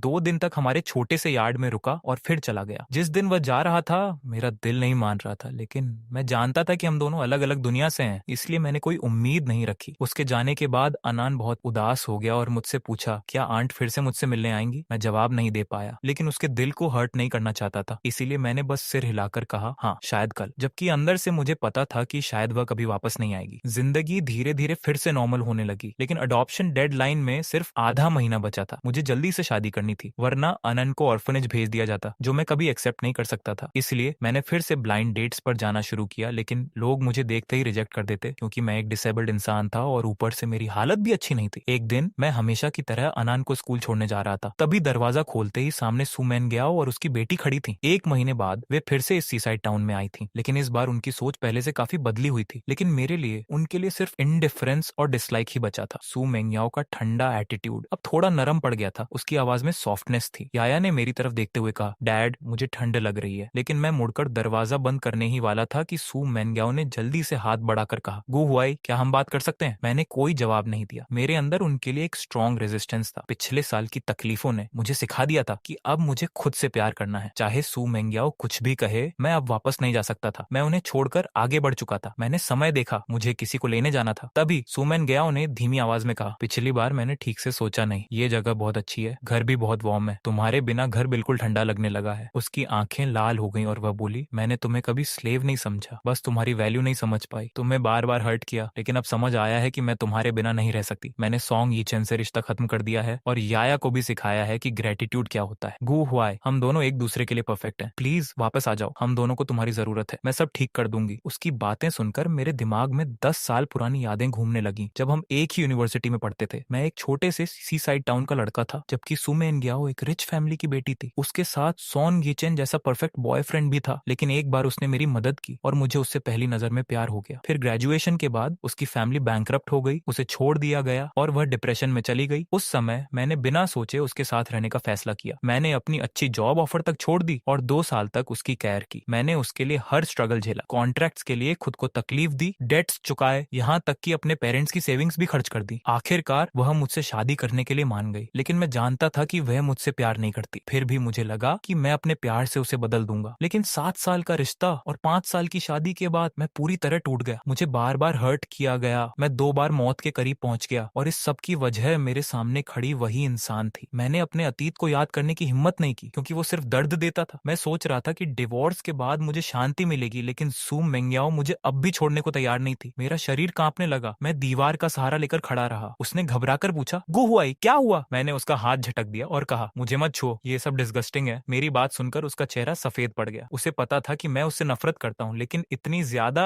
ये उसने कभी सोचा नहीं था। मैंने गुस्से में चिल्लाकर कहा दूर हो जाओ। मेरी आवाज सुनकर सू मेंगयाओ घबरा गई। उसकी आंखों में डर और दर्द साफ दिखाई दे रहा था, जैसे अतीत की सारी तकलीफें फिर से सामने आ गई हों। मैंने गहरी सांस ली और जोर से चिल्लाया क्या तुम्हें दिख नहीं रहा? तुम्हारे पास आते ही मुझे डिस्कम्फर्ट फील होता है। क्या तुम्हें लगता है कि हम फिर से पास्ट में जा सकते हैं? सू मेंगयाओ अगर तुम्हारे अंदर थोड़ा भी कॉन्शियस बचा है तो क्या तुम्हें याद है कि मैंने सू फैमिली के लिए क्या क्या किया था? प्लीज मेरी लाइफ से दूर हो जाओ, क्योंकि मुझे डर है कि मैं खुद को तुमसे नफरत करने से रोक नहीं पाऊंगा। Get out. मेरी बात सुनकर सू मेंगयाओ लगातार सिर हिलाती रही। उसकी आंखों से आंसू गिरते रहे। वह कुछ एक्सप्लेन करना चाहती थी, लेकिन जब उसने मेरा कोल्ड फेस देखा तो उसके अंदर की सारी होप एकदम टूट गई। मैं वहां से चला गया, पीछे मुड़कर भी नहीं देखा। ढलते हुए सनसेट में मेरी परछाई लंबी होती जा रही थी और सू मेंगयाओ वहीं खड़ी रह गई, जैसे उसने पहली बार मेरे टूटे हुए इनर वर्ल्ड को देखा। अब मैं पहले जैसा नहीं रहा था, मैं पूरी तरह टूट चुका था। वह दर्द से अपना चेहरा छुपाकर रोने लगी। उसे सच में रिग्रेट हो रहा था। वह चाहती थी कि अपनी लाइफ देकर भी सब ठीक कर दे, लेकिन मैंने उसे कोई चांस ही नहीं दिया। उसी पल उसे एहसास हुआ कि उस समय मैं कितना डेस्परेट था। वो दर्द कितना गहरा था, जैसे सीधा सोल तक उतर गया हो, जैसे इंसान हेल में गिर गया हो। इसी बीच शू जी ने अनान का बर्थडे सेलिब्रेट करने की इच्छा जताई। मुझे खुद भी ये अनएक्सपेक्टेड लगा, लेकिन मैं खुश था। शायद शू जी ने कुछ फील किया था, इसलिए टाउन छोड़कर जाना ही उसके लिए क्लियर डिसीजन था। मुझे उससे कोई शिकायत नहीं थी, बल्कि ये सब नेचुरल लगा। आखिर मैं एक डिवोर्स्ड और डिसेबल्ड इंसान था। मेरे साथ अनान भी थी। मेरे जैसे आदमी को कौन एक्सेप्ट करेगा? घर लौटते समय अनान बहुत बहुत खुश थी। उसके छोटे छोटे हाथ हम दोनों के हाथ पकड़े हुए थे और वह नर्सरी राइम गुनगुना रही थी। उसकी खुशी देखकर मेरी आंखें नम हो गईं। मुझे नहीं पता था कि ये खुशी कितने समय तक रहेगी। आनान मेरे अंधेरे जीवन की एकमात्र लाइट थी और अब वह मेरी जिंदगी का हिस्सा बन चुकी थी। लेकिन इतने कम समय में किसी से शादी करना ऑलमोस्ट इम्पॉसिबल था। रात को जब अनान सो गई, मैं अकेला यार्ड में बैठा था और शांत आसमान को देख रहा था। मैंने सोचा, अगर मैंने अनान को खो दिया तो शायद मैं जी ही नहीं पाऊंगा। तभी मुझे याद आया कि रेस्टोरेंट में सू मैन ग्याओ और उसकी बेटी फिर से दिखी थी। मैंने जानबूझकर उन्हें इग्नोर किया था ताकि अनन का बर्थडे खराब ना हो, लेकिन मुझे नहीं पता था कि वे फिर से मेरे पीछे पड़ जाएंगी। मैंने ऑलरेडी साफ कर दिया था कि मैं उनसे दूर रहना चाहता हूँ। बहुत मुश्किल से मैं उस हेल से बाहर निकला था और अब वे मुझे फिर उसी अंधेरे में धकेलना चाहती थी। उनके बारे में सोचते ही मेरा मन हैवी हो गया। मैंने खुद को डिस्ट्रैक्ट करने की कोशिश की, लेकिन कोई फायदा नहीं हुआ। मैं बेड पर बैठा था, सोच रहा था कि अब मेरे पास कोई बड़ा गोल नहीं है। मुझे बस अपनी लाइफ अपने तरीके से जीनी है, बिना किसी प्रेशर के। तभी अचानक शूजी मेरे पास आई और पूछा, अनान बहुत अच्छी बच्ची है, क्या तुम उसकी कस्टडी छोड़ दोगे? मैंने कड़वाहट से हंसते हुए कहा, अगर नहीं छोड़ूंगा तो क्या कर सकता हूँ? मेरे जैसे आदमी से कौन शादी करेगा? तभी शूजी ने कहा, मैं करूंगी। पहले तो मुझे लगा मैंने गलत सुना, लेकिन जब समझ आया तो मैं शॉक में बैठ गया। मैंने पूछा, तुमने क्या कहा? वह मुस्कुराई और बोली, डोंट मिसअंडरस्टैंड, मैं सिर्फ नहीं चाहती कि अनान ऑर्फनेज जाए, इसके अलावा कुछ नहीं। मैंने हल्की सी कड़वी मुस्कान के साथ कहा, ऑफ कोर्स तुम्हारे जैसी परफेक्ट वुमन के बारे में मैं कुछ और सोच भी नहीं सकता, लेकिन डोंट वरी, जैसे ही प्रोसीजर कंप्लीट होगा मैं तुरंत डिवोर्स दे दूंगा। मैंने सिंसेरिटी से उसे थैंक यू कहा, क्योंकि मुझे पता था कि वह कितना बड़ा सैक्रिफाइस कर रही है। ये एक वुमन की रेपुटेशन का सवाल था। अगले दिन हम सिविल अफेयर्स ब्यूरो गए और अडॉप्शन प्रोसेस पूरा किया। सब कुछ ड्रीम जैसा लग रहा था। मेरे चेहरे पर काफी समय बाद स्माइल आई थी। मैं जल्दी से अनान को ये गुड न्यूज देना चाहता था। उस रात हम तीनों ने साथ में डिनर किया और बहुत खुश थे। मैंने प्लान किया कि अगले दिन शूजी से डिवोर्स की बात करूंगा, लेकिन उसे अचानक कोई कॉल आया और वह जल्दी में चली गई। डिवोर्स पोस्टपोन हो गया। मैं सोच में पड़ गया। एक ही साल में मैंने डिवोर्स भी किया और फिर शादी भी। सब कुछ कितना स्ट्रेंज था। एक पल के लिए मेरे मन में आया, अगर शूजी डिवोर्स ना करे और हम ऐसे ही फैमिली बनकर रहे तो शायद ये लाइफ बुरी नहीं होगी। लेकिन मैंने तुरंत उस थॉट को हटा दिया। मुझे लगा मैं उसके लायक नहीं हूँ। मैं उसकी लाइफ खराब नहीं करना चाहता था। समय बीतता गया। मैंने आनंद को ऑफिशियली अडॉप्ट कर लिया और मेरी लाइफ धीरे धीरे स्टेबल हो गई। लेकिन शू जी के जाने के बाद उसने कभी कांटेक्ट नहीं किया। आनंद जब उसके बारे में पूछती तो मेरे पास कोई जवाब नहीं होता। आधा साल बीत गया। आनंद अब पहले से थोड़ी बड़ी हो गई थी। उसकी स्माइल पहले से भी ज्यादा क्यूट थी। सब कुछ सही डायरेक्शन में जा रहा था। लेकिन एक चीज मुझे परेशान कर रही थी। सू मेंग्याओ और उसकी माँ ने सामने वाले स्ट्रीट में 2 छोटे घर खरीद लिए थे। हालांकि सू मेंग्याओ को पता था कि मैं उससे नफरत करता हूँ, इसीलिए वह मेरे पास आने की हिम्मत नहीं करती। लेकिन याया बदल चुकी थी। उसे अपनी गलतियां समझ आ गई थी। वह चुपचाप यार्ड में आकर बैठती, छोटा स्टूल लेकर होमवर्क करती। मैंने उसे रोका नहीं, क्योंकि आखिर वह मेरी ही बेटी थी। इसलिए मैंने उसे आने जाने दिया। याया के इस चेंज ने मुझे सच में सरप्राइज कर दिया। लग रहा था कि पिछले 6 महीनों में सू मेंग्याओ ने उसकी अपब्रिंगिंग पर काफी ध्यान दिया है। अब वह पहले की तरह एरोगेंट नहीं रही थी, ना ही मुझे डिसेबल्ड कहकर इंसल्ट करती थी। कई बार याया ने मुझे डैड कहने की कोशिश की, लेकिन मैंने कोई रिस्पॉन्स नहीं दिया। इसलिए उसने धीरे धीरे पुकारना ही बंद कर दिया। तब से सू मेंग्याओ रोज अपनी बेटी को मेरे यार्ड में छोड़कर खुद काम पर चली जाती थी। मैं देखता था कि याया बिल्कुल शांत और ओबीडियंट रहती थी और मेरे दिल में भी कहीं ना कहीं इमोशंस जागने लगे थे। आखिर वो मेरी ही बेटी थी। समय ऐसे ही बीतता गया। 1 महीना गुजर गया। याया हर दिन यार्ड में बैठती और मुझे अनान के साथ देखती। जब भी वह मुझे किसी और बच्चे को प्यार देते देखती तो उसके अंदर जेलसी और दर्द दोनों आते थे। वह मुझे हग करना चाहती थी, लेकिन अपनी माँ की बात याद करके खुद को रोक लेती थी। जब तक उसे मेरी फॉरगिवनेस नहीं मिलेगी वह कुछ नहीं करेगी। एक शाम मैंने खाना बनाया और अन को खाने के लिए बुलाया। याया हमेशा की तरह अपना बैग उठाकर जाने लगी। पहले भी ऐसा ही होता था और मैं उसे कभी नहीं रोकता था। वह सामने वाले घर जाकर खिड़की के पास बैठती और देखती कि उसका अपना फादर किसी और बच्चे को प्यार दे रहा है। वह रोती, जिद करती और फिर धीरे धीरे चुप हो जाती। इतनी छोटी उम्र में भी वह प्यार के लिए तरस रही थी। उसका पिता उसके सामने था, लेकिन फिर भी जैसे एक स्ट्रेंजर हो। इस बार मैंने उसे रोककर पूछा, क्या तुम हमारे साथ खाना खाना चाहती हो? याया कुछ देर तक हेजिटेट करती रही, फिर खुशी से टेबल लगाने लगी। उसने छोटा सा बाउल उठाया और खाने को देखने लगी। पहले वह यही खाना नफरत से मेरे ऊपर फेंक देती थी, लेकिन आज लगभग 1 साल बाद उसने अपने फादर के हाथ का खाना टेस्ट किया। वह चुपचाप सिर झुकाकर रोने लगी। आधे साल का इंतजार और आखिरकार उसे अपने पिता के घर में बैठकर एक प्लेट गरम खाना खाने का मौका मिला। मैंने गहरी सांस लेकर कहा, याया शायद मैं तुम्हें वैसे प्यार कभी नहीं दे पाऊंगा जैसे दूसरे फादर्स देते हैं, लेकिन मैं तुम्हें प्यार करता हूँ। होप तुम समझ पाओ। ये सुनकर याया जोर जोर से रोने लगी और बोली, मुझे पता है पहले आप मुझसे बहुत प्यार करते थे, लेकिन मैंने सब खराब कर दिया। मैं डिजर्व करती हूँ ये सब। डैड, क्या मैं आगे भी यहाँ आकर खाना खा सकती हूँ? मुझे आपका खाना बहुत याद आता है। अगर आपको पसंद नहीं तो मैं बाहर यार्ड में ही बैठ जाऊंगी। मैंने फ्रिज से केक निकाला और उसके सामने रख दिया। याया, कंफ्यूज्ड होकर मुझे देखने लगी। मैंने हल्की स्माइल के साथ कहा, आज तुम्हारा बर्थडे है, हैप्पी बर्थडे। ये सुनते ही वह खुद को रोक नहीं पाई और मेरे गले लगकर जोर जोर से रोने लगी। मैं एक पल के लिए हेजिटेट हुआ, उसे दूर करना चाहता था लेकिन कर नहीं पाया। मैंने धीरे से उसके कंधे पर हाथ रखा। मैंने मन ही मन सोचा, मैं याया से नफरत नहीं कर सकता, वह अब भी बहुत छोटी है, वह बस एक टूल थी जिसके जरिए मुझे हर्ट किया गया। मैं उसे फॉरगिव कर सकता हूँ, लेकिन सुमेनगाओ के लिए मेरे अंदर वैसी सॉफ्टनेस नहीं थी। मुझे पता था कि वह यार्ड के बाहर खड़ी है। कुछ देर बाद सुमेनगाओ अंदर आई और धीरे से बोली, क्या हम बात कर सकते हैं? वह एक गिल्टी बच्चे की तरह खड़ी थी। 6 महीनों बाद हम इतने करीब खड़े थे, लेकिन ऐसा लग रहा था जैसे सालों का फासला हो। वह बोली, तुम क्या चाहते हो? मैंने शांत आवाज में कहा, मुझे तुमसे कोई शिकायत नहीं है। यह सुनकर वह एक पल के लिए खुश हुई, लेकिन मैंने आगे कहा, अब तुम मेरे लिए एक स्ट्रेंजर जैसी हो। मैंने साफ कहा, मैं पहले तुमसे बहुत प्यार करता था, तुम्हारे लिए सब कुछ करने को रेडी था, लेकिन तुमने मुझे बार बार हर्ट किया। मैं 2 बार ऑलमोस्ट मर चुका था और आखिर में सब छोड़कर चला गया। शुरू में मुझे तुमसे बहुत नफरत थी, लेकिन अब वो भी खत्म हो गई, क्योंकि मुझे समझ आ गया कि ये सब मेरी चॉइस थी। मैंने ही तुम्हें ब्लाइंडली प्यार किया, like a moth to a flame. मैंने उसकी आंखों में देखते हुए कहा, अब मैं तुमसे प्यार नहीं करता, तुम्हारा इंतजार बेकार है, गिव अप कर दो, ये वर्थ इट नहीं है। मेरी हर बात उसके दिल को तोड़ रही थी, लेकिन वह कुछ बोल नहीं पाई। उसकी आंखों से आंसू बहते रहे। उसने आसमान की तरफ देखा और धीरे से कहा, तुम अब मुझसे प्यार नहीं करते, लेकिन मैंने तुम्हारा प्यार देखा है और अब मैं तुमसे प्यार करती हूँ। मैं तुम्हें भूल नहीं सकती, हर दिन तुम्हें याद करती हूँ, चाहे मुझे कितना भी पेन क्यों ना हो। मुझे कोई रिग्रेट नहीं है। गू हुआ, अब मुझे समझ आया है कि तुम्हारा प्यार कैसा था। मैं पागल हो रही हूँ, लेकिन मैं तुम्हें मजबूर नहीं करूंगी, मैं बस वेट करूंगी। मैंने उसकी आंखों में वो स्टबर्ननेस देखी और समझ गया कि वह इतनी आसानी से हार नहीं मानेगी, लेकिन मेरे लिए अब बहुत देर हो चुकी थी। Late love is worse than nothing. मेरे दिल के घाव इतने गहरे थे कि अब बस मैं अनान के साथ धीरे धीरे खुद को हील करना चाहता था। मैंने पीछे मुड़कर देखा भी नहीं और यार्ड के अंदर चला गया। मैंने तय कर लिया, अगर सुमेंग्याओ नहीं बदली तो मैं इस जगह को छोड़ दूंगा हमेशा के लिए। उस दिन के बाद सुमेंग्याओ ने अपना वादा निभाया। वह मुझे डिस्टर्ब नहीं करती थी, बस चुपचाप इंतजार करती रही। 1 महीने बाद मैं उसकी प्रेजेंस का आदी हो गया। जब भी वह याया को छोड़ने आती, मैं उसे बस एक नॉर्मल नेबर की तरह ग्रीट करता, उससे ज्यादा कुछ नहीं। मैं अपने काम में बिजी रहता और साथ ही दोनों बच्चों का ध्यान रखता। धीरे धीरे अनान और याया के बीच भी अच्छी बॉन्डिंग बन गई। याया अब पहले जैसी जिद्दी और एरोगेंट नहीं रही थी, बल्कि अब वह केयरिंग और समझदार बन चुकी थी। वह जब भी यार्ड में आती हमेशा बहुत केयरफुल और समझदार रहती थी। याया अब काफी सेंसिबल हो चुकी थी, लेकिन फिर भी मैं उसे अनन की तरह प्यार नहीं कर पा रहा था। याया भी ये बात समझती थी, इसलिए उसने कभी मुझसे ज्यादा एक्सपेक्ट नहीं किया। उसकी बस एक ही विश थी कि मैं उसे अपने पास आने से मना न करूं। उधर शूजी को गए आधे साल से ज्यादा हो चुका था, लेकिन उसकी कोई खबर नहीं थी। कभी कभी वह मेरे दिमाग में आ जाती थी, लेकिन मैं सोचता था कि टाइम के साथ सब फेड हो जाएगा, क्योंकि हम दोनों अलग अलग वर्ल्ड से थे। शूजी क्लियरली एक रिच बैकग्राउंड से थी, शायद सुमेनग्याओ से भी ज्यादा पावरफुल। अब मैं उस बारे में ज्यादा सोचकर परेशान नहीं होता था, बस ऐसा लगता था जैसे वह कभी मेरी लाइफ में आई ही नहीं। एक दिन हमेशा की तरह मैंने अनन को सुलाया और याया को उसके घर छोड़ने गया। पहली बार था जब मैंने खुद उसे छोड़ने का फैसला किया। दरवाजे पर पहुंचकर याया रुक गई। उसने धीरे से कहा, डैड बाय। फिर उसने उम्मीद भरी आंखों से मुझे देखा और पूछा, क्या मैं आपको हक कर सकती हूँ? मैं थोड़ा शॉक्ड हुआ, लेकिन मना नहीं कर पाया। याया ने मुझे कस कर गले लगाया। उसके छोटे छोटे कंधे कांप रहे थे, वो खुशी के आंसू रो रही। मैं उसे अंदर छोड़कर वापस अपने यार्ड की तरफ लौटा। जैसे ही मैं दरवाजे तक पहुंचा, पीछे से एक फेमिलियर आवाज आई, लॉन्ग टाइम नो सी। मैं ठिठक गया और पीछे मुड़ा। वहां चूजी खड़ी थी, एक बड़ा सूटकेस ले हुए, और मुस्कुरा रही थी। उस पल ऐसा लगा जैसे टाइम रुक गया हो। उसने मुस्कुरा कर कहा, क्या तुम मुझे वेलकम नहीं करोगे? मैं एकदम से नर्वस हो गया और जल्दी से आगे बढ़कर कहा, अंदर आओ। हम दोनों यार्ड में आए और हल्की सी हंसी गूंज उठी। सामने वाले घर की बैल्कनी से सुमेंग्याओ हमें देख रही थी। याया ने धीरे से आंखें बंद कर ली। उसकी आंखों से आंसू बह रहे थे। उसने अपनी माँ से कहा, मॉम दुखी मत हो, आपके पास अभी भी मैं हूँ। सुमेंग्याओ के दिल में पछतावा और दर्द भर गया। रात को वह दूसरी मंजिल के कमरे से हमें देखती रही। मेरी चेहरे की वो स्माइल जो उसे कभी नहीं मिली, आज किसी और के लिए थी। उसकी आंखों में चमक थी, लेकिन दिल टूट चुका था। उधर मैं और जुजी ये यार्ड में बैठे थे। माहौल थोड़ा शांत था। मैंने हिम्मत करके पूछा, क्या तुम डिवोर्स के लिए वापस आई हो? उसने पलटकर पूछा, क्या तुम सच में मुझसे डिवोर्स लेना चाहते हो? मैं एक पल के लिए चुप हो गया और सिर हिलाते हुए कहा, नहीं, मेरा वो मतलब नहीं था। बस मुझे लगता है कि मैंने तुम्हें बहुत डिले कर दिया। तुम डिजर्व करती हो कि अपनी लाइफ आगे बढ़ाओ। शू जिया ने गहरी सांस ली और कहा, क्या तुम नहीं जानना चाहते कि मैं इन 6 महीनों में क्या कर रही थी? मैं पूछना तो चाहता था, लेकिन कभी हिम्मत नहीं हुई। उसने कहा, मैं यूरोप गई थी अपना बिजनेस एक्सपेंड करने, ताकि मुझे इनाफ पावर मिल सके और कोई भी मेरे मैरिज डिसीजंस में इंटरफेयर ना कर सके। मैं ये सुनकर हैरान रह गया। उसने मुस्कुराते हुए कहा, अब मैं अपनी शादी का फैसला खुद कर सकती हूँ। मेरा दिल तेजी से धड़कने लगा। फिर उसने मेरी आंखों में देखते हुए पूछा, क्या तुम लव एट फर्स्ट साइट में बिलीव करते हो? उस पल मुझे सब समझ आ गया। ये उसका कन्फेशन था, जैसे कोई सपना सच हो रहा हो। जू जी मेरे पास आई, मेरा हाथ पकड़ा और मुस्कुराकर बोली, मिस्टर गू, आगे की लाइफ में मेरा गाइड बनोगे? मेरी आंखें नम हो गईं। वो प्यार जो कभी बुझ चुका था फिर से जल उठा। चांदनी रात थी, ठंडी हवा चल रही थी और हम दोनों की परछाइयां धीरे धीरे करीब आ रही थी। ऐसा लग रहा था जैसे लाइफ का नया चैप्टर शुरू हो गया हो। हमने ऑफिशियली अपने रिलेशनशिप को एक्सेप्ट कर लिया। उसके बाद सुमेंग्या इस टाउन को छोड़कर चली गई और फिर कभी वापस नहीं आई। याया ने मुझे बताया कि उसकी मॉम इसलिए चली गई क्योंकि वह हम दोनों को साथ देखकर जेलसी से टूट रही थी और उसे डर था कि कहीं वो कुछ गलत ना कर दे। ये सुनकर मुझे कोई खास फीलिंग नहीं हुई क्योंकि अब सू मेंग्याओ सिर्फ एक पास्ट बन चुकी थी। मैंने उसे दिल से निकाल दिया था। सच तो ये था कि ये एंडिंग पहले से तय थी, बस उसने एक्सेप्ट करने में देर कर दी। अब मैं और शू जी साथ में समुद्र किनारे चलते थे। सनसेट की गोल्डन लाइट हम पर पड़ती थी और उस पल मुझे एहसास हुआ कि मैंने फाइनली सही इंसान को पा लिया है। अब पूरी जिंदगी तुम्हारे साथ बितानी है। समुद्र के सामने खड़े होकर जहाँ ठंडी हवा चल रही थी और फूल खिल रहे थे, वहीं मेरी कहानी एक हैप्पी एंडिंग तक पहुंच गई।